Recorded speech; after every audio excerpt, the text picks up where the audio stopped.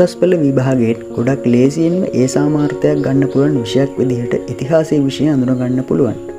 ඉතින් මේ ඉතිහාසයේ සබ්ජෙක්ට් එක සතියේ දවස් 7න් දවස් 2ක් බෙදාගෙන පාඩම් කරන්න ඔයාටත් පුළුවන්. ඔයාට කැමති විදිහට මේ දවස් දෙක තව ඕනේ නම් වැඩි කරගන්නත් ඔයාට පුළුවන්. ඉතිහාසයට වෙන් කරන දවස් දෙකෙන් එක දවසක ඉන්දියන් ඉතිහාසයට අදාළ පාඩමුත් අනිත් දවසේ ලංකා ඉතිහාසයට අදාළ පාඩමුත් පාඩම් කරගන්න ඔයාට පුළුවන්. ඉතින් පාඩම් කරන්න කලින් ඔයා මුලින්ම දැනගන්න ඕන දේවල් ටිකක් තියෙනවා. ඒ තමයි මේ පාඩම් වලට අදාළ විෂය නිර්දේශය මොන වගේද කියන එක.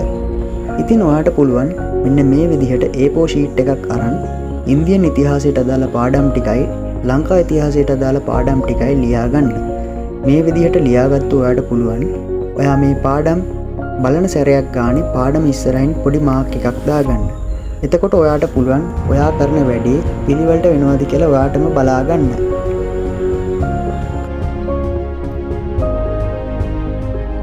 මේ පාඩම් කරන පිළිවෙල ඔයා ආස පිළිවෙලකට කරාට කිසි ප්‍රශ්නයක් නැහැ.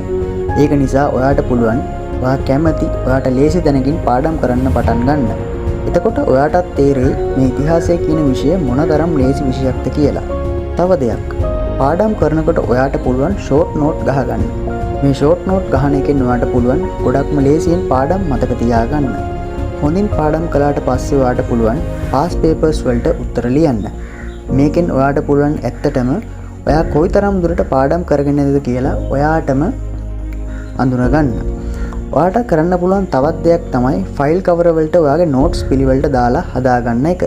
මේකෙන් ඔයා කරන වැඩ ටික ගොඩක් පිළිවෙලට වගේම පිරිසිදුව කරගන්න ඔයාට පුළුවන්කම ලැබෙනවා.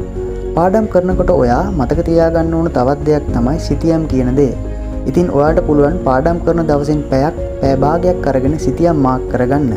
මේ ක්‍රමයෙන් ඔයාට පුළුවන් ගොඩක් ලේසියෙන්ම ඔයාගේ සිතියම් ලකුණු කිරීමට අදාළ ලකුණු ටික ලේසියෙන්ම ලබා ගන්න.